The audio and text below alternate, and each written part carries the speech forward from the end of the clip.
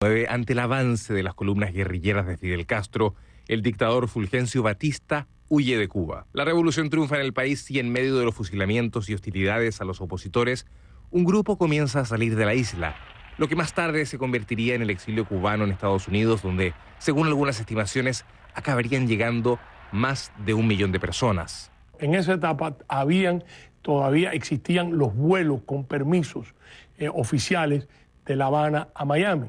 Y habían varias líneas aéreas y había permiso para que los cubanos pudieran salir regularmente de Cuba. Armando Lacasa, hoy abogado, trabajaba entonces en la Torre de la Libertad, un lugar emblemático al que llegaban en Miami los refugiados cubanos. Pudimos relocalizar miles de cubanos a otros estados en los Estados Unidos y ahí encontraron trabajo y encontraron un futuro.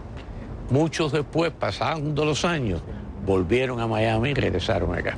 La incertidumbre llevó a algunos cubanos de la isla a tomar decisiones desesperadas, como la Operación Pedro Pan, que comenzó el 26 de diciembre de 1960, cuando una docena de niños viajaron sin sus padres desde el Aeropuerto Internacional José Martí de La Habana rumbo a la ciudad de Miami, los Estados Unidos de América. Frank Rodríguez, con tan solo 14 años, era uno de esos menores. Yo personalmente quería irme de Cuba porque mi escuela había sido tomada por el régimen, las clases de estudios sociales, ahora es una clase de comunismo.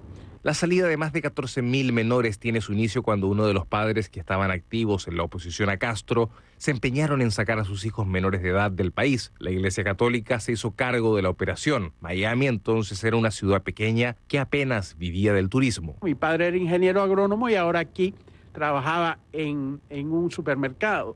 Mi madre no sabía inglés. A pesar de que era farmacéutica, aquí tuvo que irse a estudiar. Entonces, eran tiempos muy difíciles, aunque había mucha solidaridad entre todos los cubanos, en vista de que todos habíamos pasado por una experiencia muy similar. Frank Rodríguez pudo reencontrarse con sus padres 2 años después, pero muchos menores jamás volvieron a ver a sus familiares. El presidente Dwight Eisenhower, en enero de 1961, y a pocas semanas de entregarle el poder a John Fitzgerald Kennedy, cancela las relaciones diplomáticas con Cuba. Y en ese momento comienza lo que viene a ser después el embargo. Ya los viajes autorizados se cancelan. Procedentes de Miami, el 17 de abril de 1961, unos 1.500 cubanos ya exiliados, incluyendo algunos batistianos adiestrados por la CIA, desembarcan en Playa Girón, en la bahía de Cochinos, para derrocar a Fidel Castro. En 72 horas el ejército rebelde desbarata la invasión que esperaba contingentes de la Fuerza Aérea de los Estados Unidos que nunca llegaron.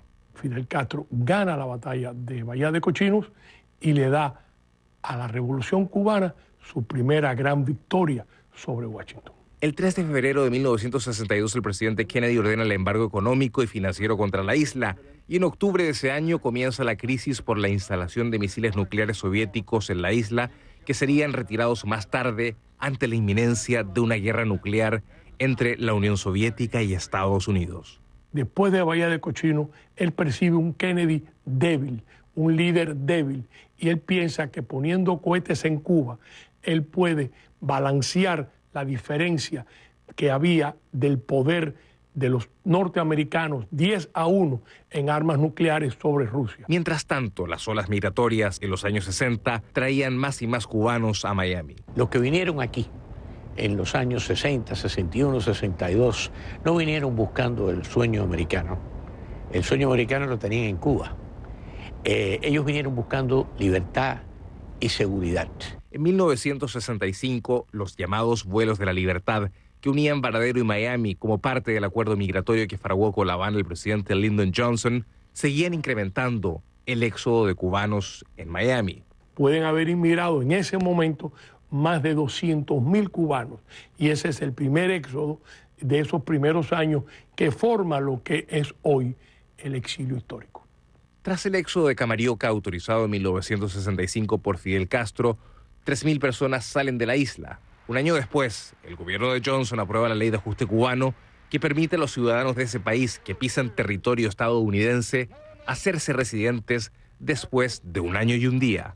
Al ciudadano cubano que escapa de la isla se le considera un perseguido político y eso lo hace diferente a otros ciudadanos de otros países de América Latina. Propiciado por un pequeño grupo de exiliados en 1977, bajo el gobierno de Jimmy Carter, se produce un diálogo entre Washington y La Habana que no cuenta con la complacencia de la comunidad de Miami. Y nosotros, pues desde luego, estábamos muy apesumbrados de perder a Estados Unidos como un aliado, en cierto sentido, aunque de todas formas el exilio continuó con una militancia muy fuerte. Luego de que casi 11.000 personas buscaran asilo en la Embajada de Perú en La Habana, en abril de 1980 se desata la mayor crisis migratoria. Unos 130.000 cubanos abandonan la isla desde el puerto de Mariel rumbo a Florida, una vez que Castro autorizó la salida en embarcaciones a todo aquel que quisiera abandonar la isla. El Mariel fue una gran experiencia para el pueblo de Miami, específicamente, porque se encontró un grupo humano con el que podían compartir, pero un grupo humano que también les era desconocido. Eso lo refleja perfectamente esa famosa película de Al Pacino, Scarface. Ese tipo de ser humano vino en el grupo del Mariel. No fueron mayoritarios, como se ha querido decir, fueron una minoría, pero una minoría que hizo mucho daño a la imagen del cubano refugiado en el área nuestra de South Florida. Mayormente llegaron a Estados Unidos ciudadanos comunes y corrientes, pero hubo una minoría compuesta por presos y personas con problemas de salud mental. En los primeros años de los 90 se vive una crisis económica en Cuba prolongada, conocida como el Período Especial, tras la caída de la Unión Soviética y el fin de la ayuda económica a la isla, que en los años 80 llegó a ser de entre 3.500 y 4.500 millones de dólares anuales. El 5 de agosto de 1994 se produce una manifestación inédita contra el régimen en el malecón de La Habana. Días después, Castro autoriza a los cubanos a salir del país y se produce un éxodo masivo en el estrecho de la Florida. Más de 30.000 migrantes fueron interceptados en alta mar por la